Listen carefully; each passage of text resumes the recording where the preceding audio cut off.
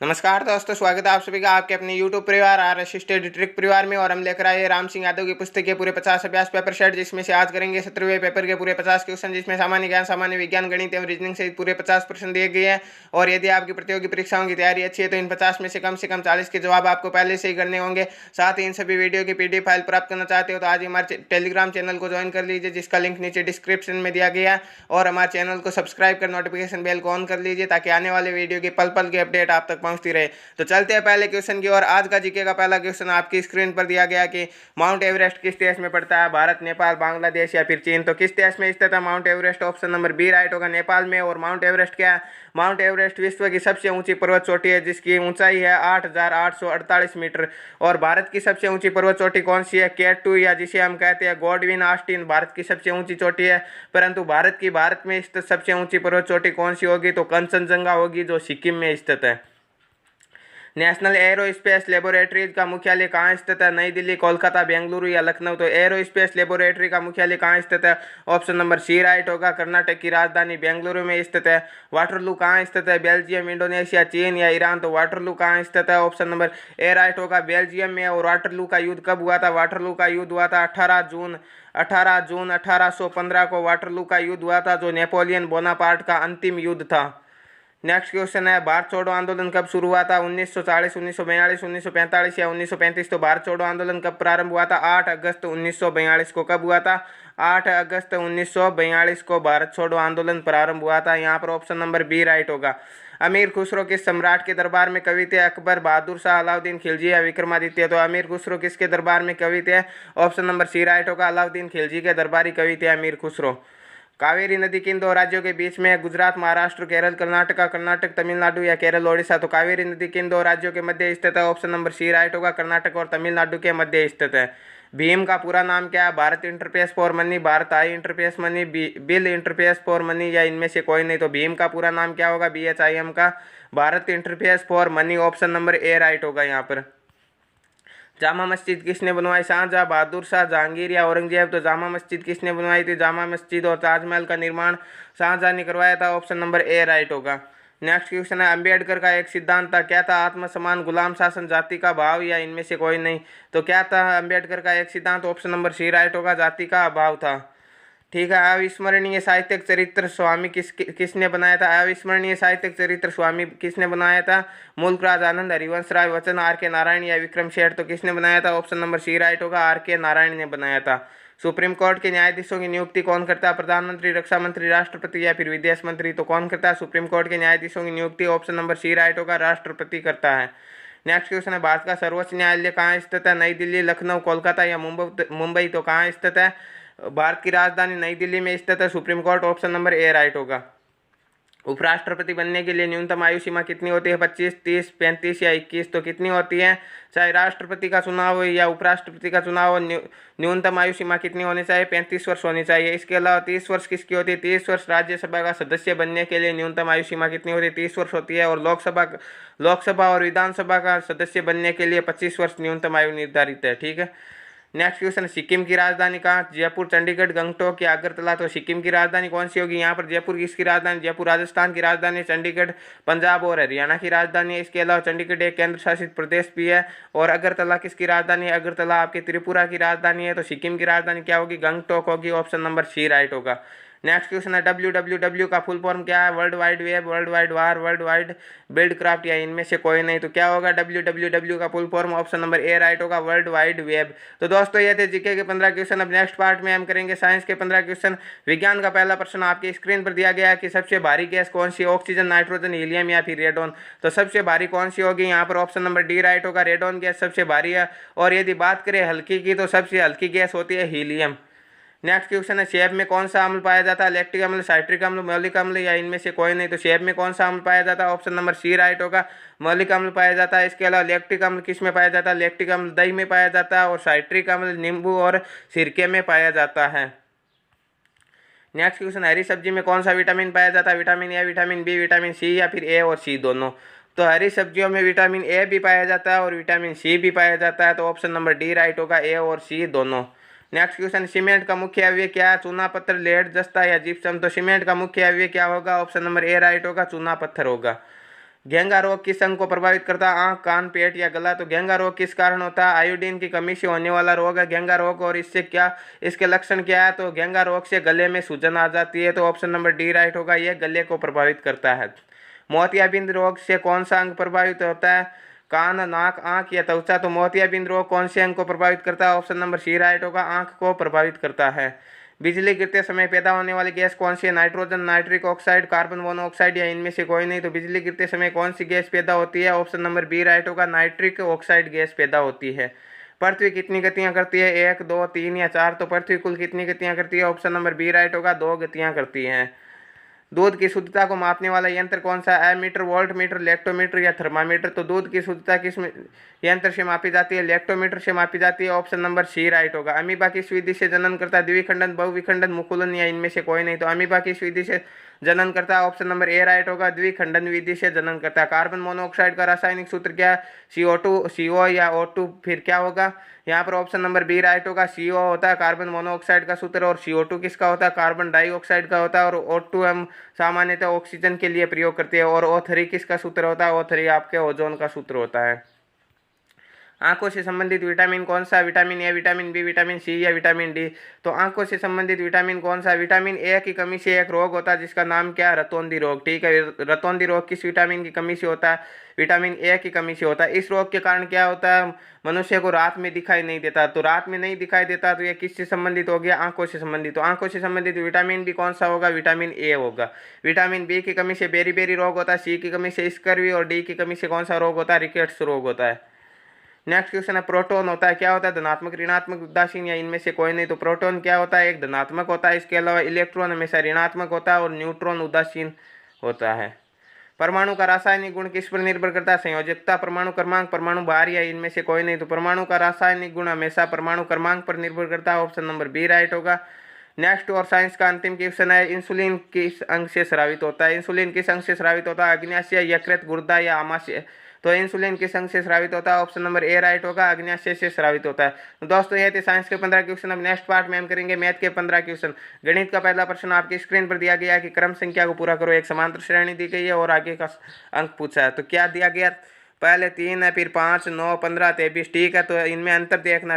3 और 5 में कितने का अंतर? 2 का अंतर है। फिर 5 और 9 में 4 का अंतर है। ठीक है, फिर कितना 6 जोड़ेगी है, 9 में तो 15 आया। ठीक है, 15 में कितने जोड़ेगी? 8 जोड़ेगी है, तो 23 आया। अब 23 में हमें कितने जोड़ने हैं? 10 जोड़ने। ठीक है, दो दो का क्रम से अंतर है। ठीक है, 2, फिर 4, फिर 6, 8, 10।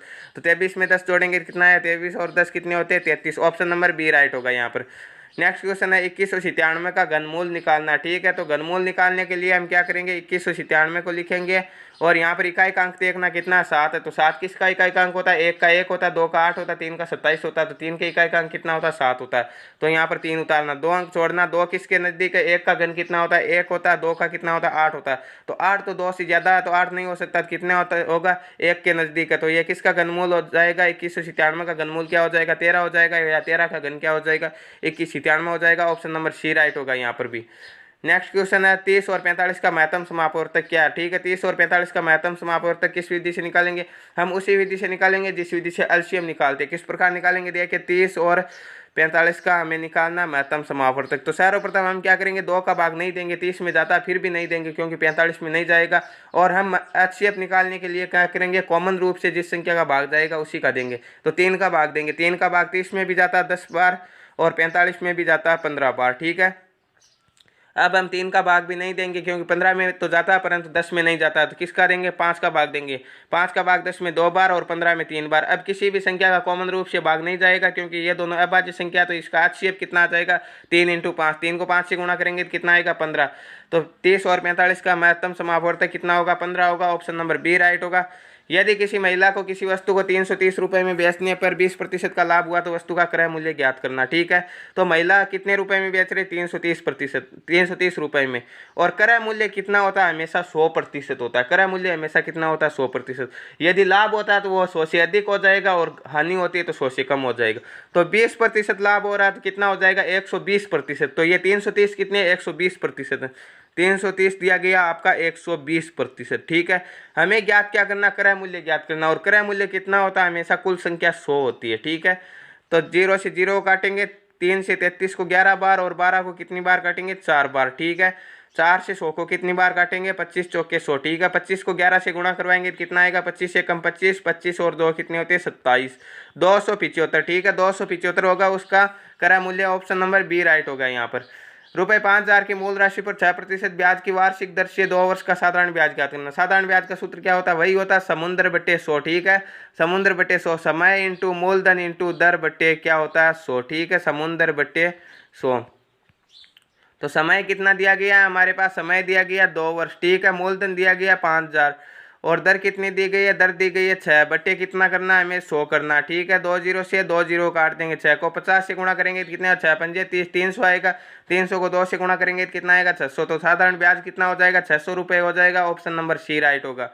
नेक्स्ट क्वेश्चन है, यदि 15 व्यक्ति किसी खाई को खोदने में 10 दिन का समय लेता है तो कितने दिन में इसी खाई को 10 व्यक्ति खोद देंगे, ठीक है। 15 व्यक्ति किसी खाई को 10 दिन में खोदता है तो एक व्यक्ति उसी खाई को कितने दिन में खोदेगा, 15 इंटू 10, ठीक है।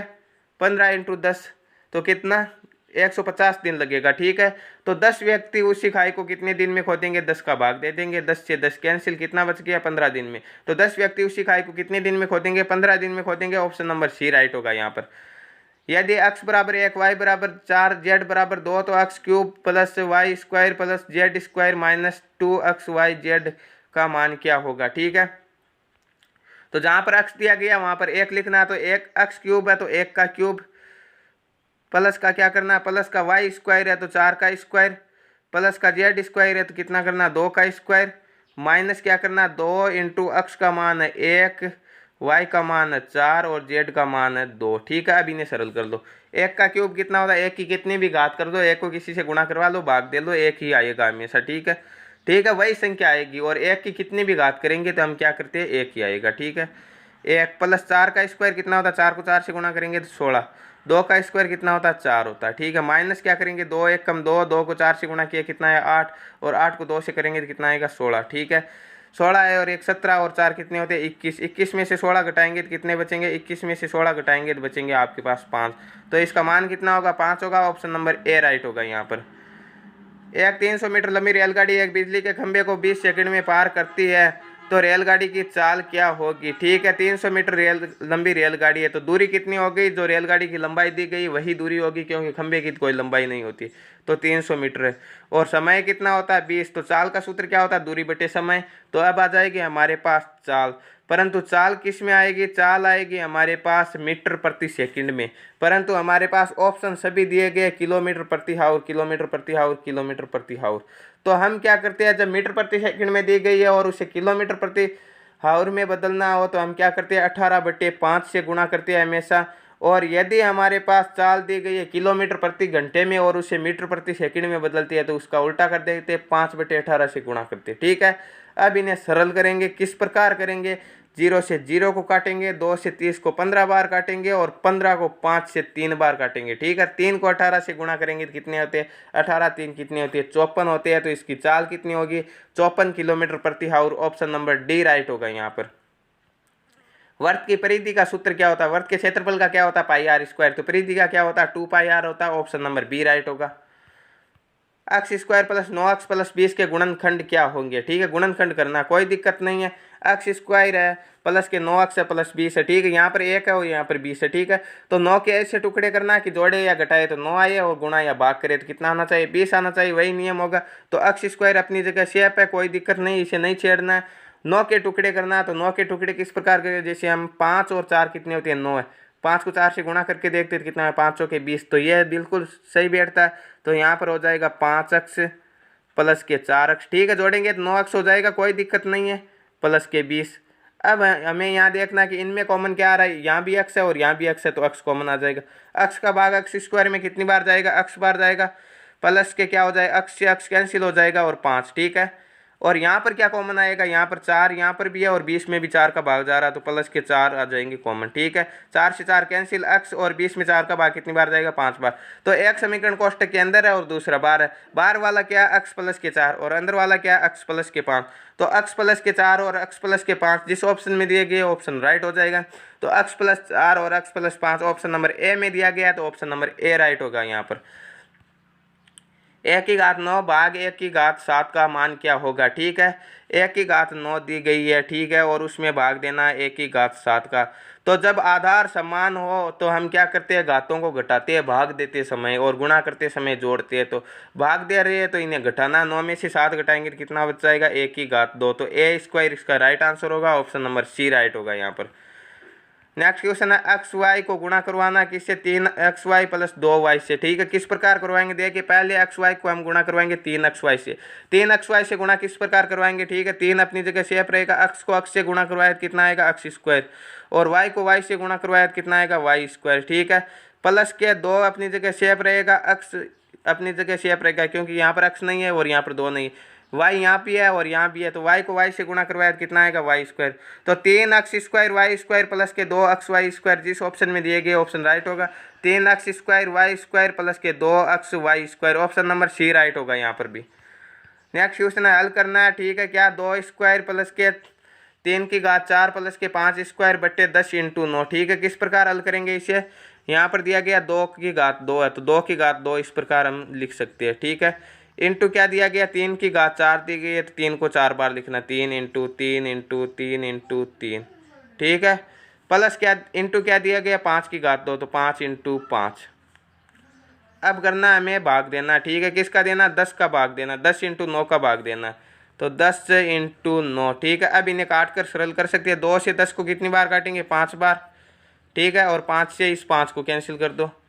इसी प्रकार 3 से 9 को कितनी बार काटेंगे, 3 बार, और 3 से 3 को कैंसिल कर दो। अब हमारे पास कितना बचा, एक तो ये 2 बचा, 2 × 3 कितने होते हैं, 6, 6 को 3 से गुणा किया कितना होगा, 18, और 18 के बाद में क्या बचा, 5 बचा, तो 18 पंजे कितने होते हैं, 90 होते हैं। तो यहाँ पर कौन सा ऑप्शन राइट होगा, ऑप्शन नंबर सी राइट होगा। नेक्स्ट क्वेश्चन है, यदि 3:2 समानुपात 6:x हो तो x का मान।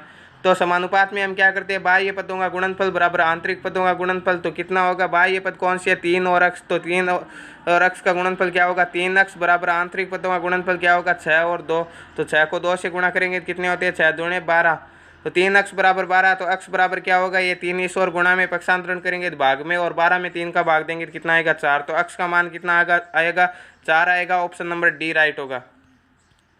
नेक्स्ट क्वेश्चन और मैथ का अंतिम क्वेश्चन है, 72 किलोमीटर प्रति आवर है और इसे हमें बदलना मीटर प्रति सेकंड में। ठीक है, वही नियम है, जब मीटर प्रति सेकंड में किलोमीटर प्रति आवर में बदला था पिछले क्वेश्चन में, तो क्या किया था, 18/5 से गुणा किया था, परंतु यहाँ पर किलोमीटर प्रति आवर दिया गया और मीटर प्रति सेकंड में बदलना है, तो इससे इसका उल्टा हो जाएगा, 5/18 से गुणा करेंगे तो 72 × 5/18। ठीक है, कितनी बार भाग जाएगा, 18 में 18 का भाग 72 में कितनी बार जाएगा, 18 चौके कितने होते हैं, 72 होते हैं। तो 4 इनको 5 से गुणा करेंगे कितना आएगा, 5 चौके 20, तो 20 मीटर प्रति सेकंड होगा, ऑप्शन नंबर ए राइट होगा। तो दोस्तों ये थे गणित के 15 क्वेश्चन।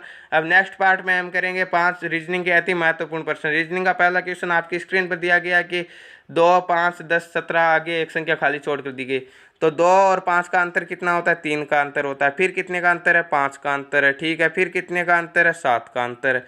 इसी प्रकार अंतर में 2-2 बढ़ रहे हैं। तो अब हम देखते हैं आगे 9 का अंतर करके, तो 17 और 9 कितने होते हैं, 26 होते हैं।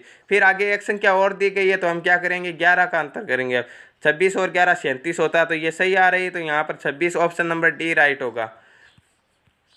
यदि मोम के लिए मोमबत्ती तो तेल के लिए क्या होगा, मोम से हम क्या जलाते हैं, मोमबत्ती जलाते हैं, तो तेल से क्या जलाते हैं, दिया जलाते हैं, ऑप्शन नंबर बी राइट होगा। यदि एक्सप्लेनिंग के लिए सांकेतिक भाषा PXEALNIGNI हो तो प्रोडक्ट के लिए क्या होगा। ठीक है, तो हमें क्या देखना है, इनमें कुछ